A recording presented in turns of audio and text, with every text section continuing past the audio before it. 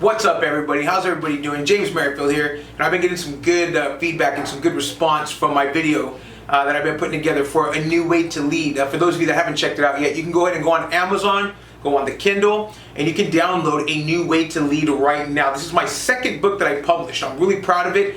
This book is all about leadership principles, basically just taking your leadership style and just moving it up, like, just taking a quantum leap, straight to the top. There's some really good examples in there as far as, what to do in leadership, what not to do. There's 35 chapters in the book, all short chapters too, none of this long, boring, drug out chapter bullshit. But anyhow, I've been getting some good feedback on my book.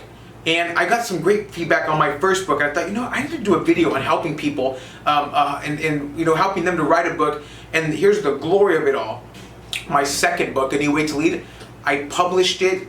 I did everything on my own. So I self-published that book. I designed the book cover. I read the manuscript. I did the editing. I did the formatting, the fonting. You name it, I did it all. Loading it up onto Amazon Kindle. So I just want to go ahead and pass some of this knowledge down as far as what I did, So how to write a book. Number one, you got to have an idea. You got to have a vision. You got to have some sort of you got to have just basically some sort of idea as far as what you want to do. Do you want to write a book about your life? Do you want to write a book about, like, a science fiction book? Do you want to write a children's book? Children's books are very popular these days, right? Anyhow, you've got to have an idea, number one. Number two, you're going to have to brainstorm ideas. Write this down. This is very critical, okay? You're not just going to be able to just go and write a book and just jump on your laptop and start writing and from start to finish and finish. It doesn't work that way, okay? You're going to have to brainstorm. What I strongly suggest you do is just like they taught you in elementary school. For me, I wrote my first book called Defying The Odds, okay? And one thing I found to be super, super helpful, I did just like I was taught in grade school. I wrote a circle on a piece of paper. I wrote down the 1980s. And what I did is I wrote down every single event that took place from the 80s that I can recall, all the way starting from the early 80s all the way to the late 80s. And then I flipped the page and I took another circle and I wrote 1990s. And I started at the early 1990s and I worked my way all the way around to the year 2000s. You have to have an outline. You've got to have an outline, okay? You've got to have basically a start and you've got to have a finish, okay? If you don't have a start and finish when you're writing your book, okay, you're going to be pissing in the wind. It's going to take you a long time. Trust me, I know. It took me all the way from, I started writing Defying the Odds in 2010. I didn't publish until 2018. Because I couldn't get my shit together, and I didn't put the brainstorming together until about 2017, to where I was actually able to sit down and fully write a book from start to finish.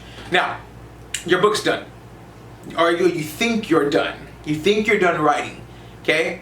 Next thing's next, okay? You got to go get an editor, okay? I got an editor on my first book, Defying the Odds, and I thought she did a really fantastic job. However, after working real hard with that editor and seeing what that editor did, I figured the second time around I wanted to do it myself. I don't recommend that you self-edit your first time around. That editor is going to see things that you're not going to be able to see. They're going to read things that they know. They're a professional. They know that this is what the reader wants to read. This is what the reader's looking for.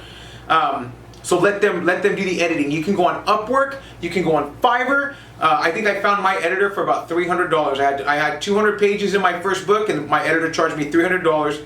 Not only did I build a great relationship with that editor, but I got a really good product in the end, and I was really satisfied with the way things came out. So that being said, you got the editing done, right? Okay, so while the editing is being done, you yourself need to come together with come up with a book cover. Now, I basically wanted my face to be on the front cover of my book cover. You might not want that. You might want to design, okay? And if that's the case, you can design that yourself. If you're not talented in that area, same thing. You can go on to Fiverr, you can go on to Upwork, and hey, Fiverr and Upwork aren't paying me any royalties to tell you this. I'm just trying to give you the golden nuggets. I'm trying to give you all the game.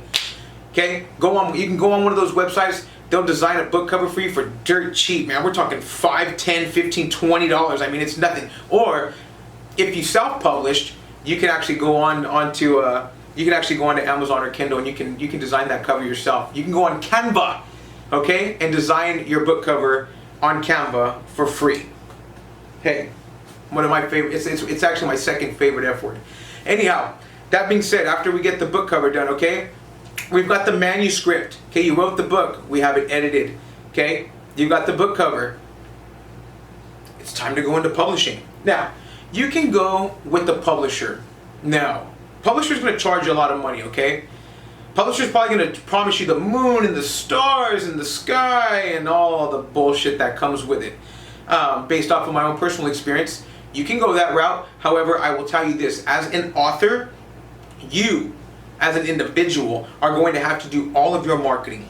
Unless you have some hardcore marketing budget and you have somebody that you're going to pay to do that, you're going to have to do everything by yourself.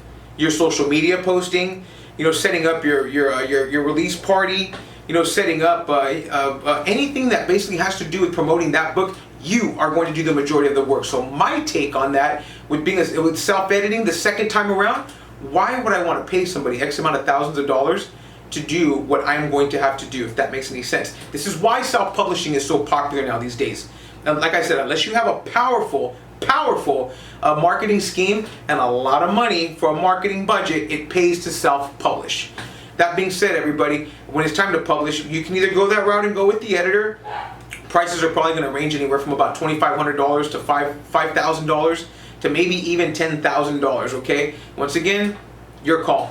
Now, self-publishing, you know what? Here's the final number as far as what it cost me to do self-publishing. Oh yeah, it was absolutely free. Yeah, I got the ISBN number free.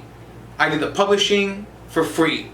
Everything was self-explanatory, and it was done for free.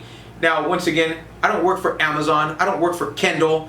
I don't work for any of them. I'm just giving you the game. I'm letting you know that this is the way things are done. This is my experience. This is what I did. I'm very pleased with the way my second book came out, A New Way to Lead. And not that I'm upset. I'm displeased with the way Defying the Odds came out, my first book.